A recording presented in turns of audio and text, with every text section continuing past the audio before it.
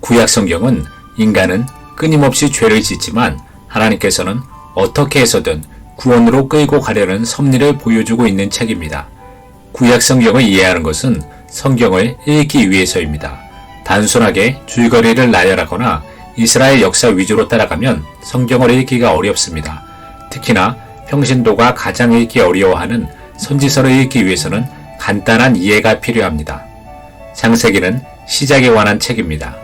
우리가 시작에 대해서 궁금한 중요한 내용이 창세기에 포함되고 있습니다. 하나님께서는 말씀으로 천지를 창조하셨다는 것을 분명히 하고 있습니다. 아담과 하와가 하나님께서 금지하는 것을 먹고 죄가 들어와서 그 죄가 어떻게 세상에 파고드는 것인지를 가인, 바벨탑, 노아 홍수 사건을 통해서 알 수 있었습니다. 하나님께서는 인간에 대한 구원 계획을 아담과 하와가 죄를 짓는 순간부터 짐승을 죽여서 만든 가죽옷을 입힘으로써 보여주셨습니다. 하나님의 구원 계획은 평범한 아브라함을 선택하여 선민 이스라엘을 만드시는 작업을 하십니다. 창세기는 1장부터 11장까지를 원시복음이라고 하고 12장부터 50장까지 족장 이야기를 통하여 아브라함의 가계가 어떻게 하나님의 은혜로 큰 민족이 될 수 있는지를 보여주고 있습니다. 출애굽기는 구약 성경의 핵심이라고 할 수 있습니다. 이스라엘 민족을 애굽에서 이끄셔서 가나안 지역으로 옮기셔서 그곳에서 하나님의 백성으로 만드시기 위한 계획을 하셨습니다. 출애굽기 1장에서 18장까지는 모세라는 이스라엘의 영도자를 통하여 이스라엘 민족을 애굽에서 출애굽하는 과정이 나오고 있습니다. 가나안 땅은 아시다시피 인간적인 관점에서는 좋은 환경은 아니었습니다. 하지만 하나님의 법에 따라서 온전히 하나님만 의지하기에는 적합한 땅이었습니다. 이곳까지 인도하셔서 하나님의 법에 순종하는 백성으로 만드시려는 것이 하나님의 계획이었습니다. 14일이면 갈 수 있는 거리를 시내산에 머무면서 성막과 하나님과 동행하는 법을 배우게 한 이후에 가데스 바네아에서 정탐꾼을 보내어서 가나안 정벌에 본격적으로 임하려고 하였습니다.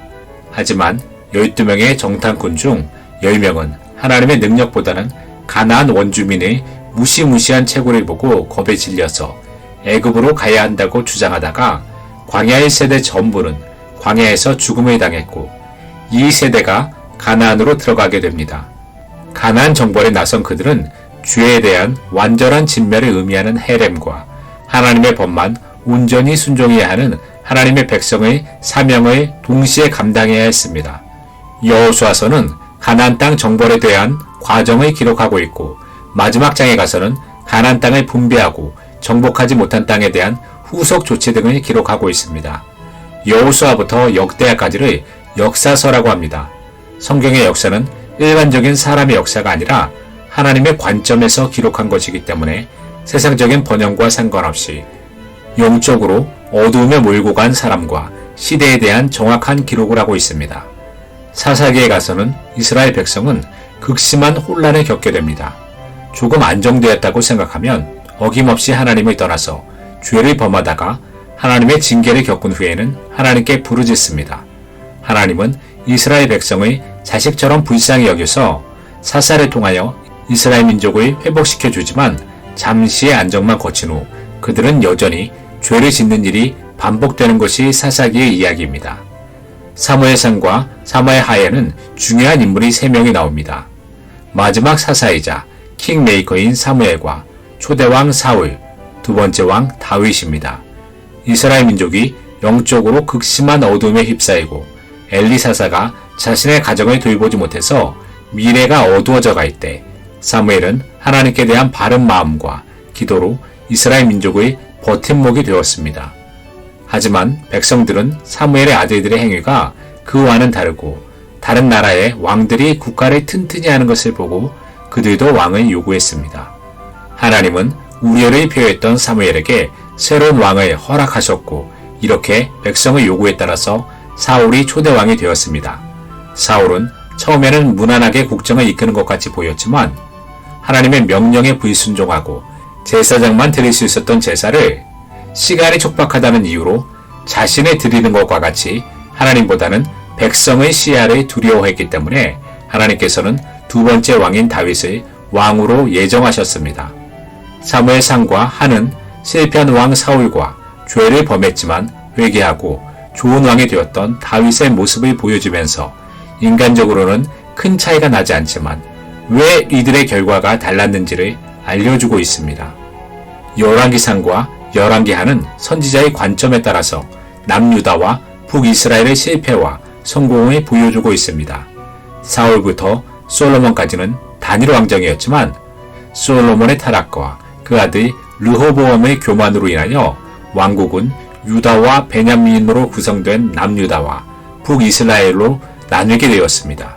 하지만 북이스라엘의 왕이 되었던 여로보암은 하나님을 무시하고 자신의 왕국의 안위만을 보존하기 위해서 단과 베델에 금송아지 제단을 만들어서 명절에 남유다로 내려가는 것을 막았고 북이스라엘은 한 명도 좋은 왕이 나온 적이 없이 타락의 길을 걷게 되었습니다.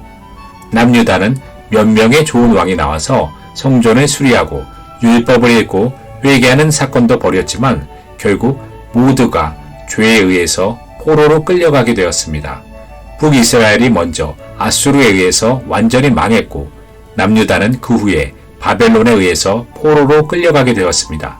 역대기는 포로기 이후에 예루살렘에 돌아온 이스라엘 백성이 하나님을 예배하는 방법을 이해하도록 쓰여졌습니다. 역대기는 그들이 포로 생활을 했던 이유가 참된 예배를 떠났다는 사실을 인식하여 그들의 역사가 번영했을 때는 예배가 온전했다는 사실을 알아서 철저하게 남유다 위주로 쓰여졌고 일부 왕들의 잘못이나 죄는 과감히 쓰지 않고 예배의 회복을 위한 기록에 집중하였습니다. 시가서는 욥기, 시편, 잠언, 전도서, 아가의 5편으로 구성되어 있습니다. 시가서는 사람들이 가장 좋아하고 초신자도 비교적 읽기가 어렵지 않아서 성경의 순서와 상관없이 지속적으로 읽으시면 도움이 될 것입니다. 시가서는 현실과 매우 밀접한 연관을 갖고 있고 시편의 경우는 간증의 내용이 많기 때문에 실생활에 매우 유용하게 적용될 수 있고 우리의 기도 제목에도 붙이기에 좋은 내용이 많습니다. 선지서의 경우는 가장 사람들이 어려워합니다. 선지서가 어려운 이유는 시대적인 배경을 이해해야 하고 미래에 관한 내용이 섞여 있기 때문에 어려워하는 경향이 있습니다. 하지만 선지서의 큰 줄기는 이스라엘의 죄에 따른 이방 민족을 통한 징계, 이방 민족의 죄에 따른 징계, 이스라엘 민족의 회복과 이방 민족의 회복을 다루고 있습니다. 선지서는 분량에 따라서 이사야, 예레미야, 에스겔, 다니엘을 대선지서라고 부르고 호세아부터 말라기까지를 소선지서라고 부릅니다. 다니엘, 에스겔에서는 미래에 관한 예언도 많이 있어서 요한계시록과 연결되는 부분도 많고 이사야서는 소성경이라고 불릴 정도로 좋은 내용이 많아서 사람들이 가장 사랑하는 성경 중 하나입니다. 말라기 이후로 성경 기록이 끊긴 400년간의 침묵기로 들어갑니다. 이번에는 구약 성경 중 어려워하는 부분을 짚어보겠습니다. 모세오경이라고 불리는 창세기부터 신명기까지는 구약 성경의 핵심입니다. 가장 중요한 출애굽기를 비롯하여 창세기에는 이해하기 어려운 부분도 있습니다.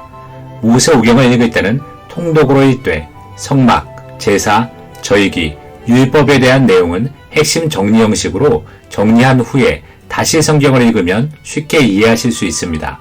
여러분들이 성경을 이해하기 쉽게 하기 위해서 성막, 구약의 제사, 절기 등 핵심을 정리하였기 때문에 저희 다른 영상을 확인해 보시면 어렵지 않게 이해하실 수 있을 것입니다. 역사서가 읽기 힘든 경우는 분량이 많고 방대한 이야기 속에서 지루하다고 생각할 수 있기 때문입니다. 하지만 역사서는 하나님의 관점에서 역사가 어떻게 기록되고 있고 어떠한 결과를 보였는지를 알려주는 책이기 때문에 우리들의 이야기라고 볼 수 있습니다. 세상에서 가장 재미있는 이야기는 나의 이야기입니다. 역사서를 나의 이야기라고 생각하여 살펴본다면 비교적 길지만 이야기 형식으로 구성되어 있기 때문에 충분히 이해하실 수 있습니다. 역사서의 경우는 책으로 읽기가 어렵다면 처음에는 성경 듣기와 같이 오디오 성경으로 시작하셔도 괜찮을 것 같습니다. 시가서의 경우는 사람들이 가장 사랑하는 부분입니다. 시가서에서 생각해야 하는 것은 철저하게 하나님의 관점에서 생각해야 합니다. 욥기서는 인간의 고난을 다루고 있지만 하나님의 신뢰하는 부분과 연관이 있습니다. 하나님을 신뢰하면 어떠한 환경에서도 이길 수 있다는 것을 보여줍니다. 잠언과 시편도 세상적인 지혜와 성공보다는 하나님의 관점에서 어떤 것이 지혜가 있는지를 가르쳐주고 있습니다. 전도서는 우리의 삶을 빠르게만 지나가는 것을 막고 한 번 더 인생을 점검해 볼 수 있는 시간을 갖게 합니다. 아가서는 너무나 아름다운 이야기로 교회와 예수님, 이스라엘과 하나님 등의 관계로 적용할 수 있습니다. 선지서의 경우는 이미 설명한 바와 같이 큰 주제에서 배경을 생각해보고 통독으로 계속해서 반복해서 읽다 보면 어느새 선지서가 가장 재미있는 성경 중 하나가 될 것입니다.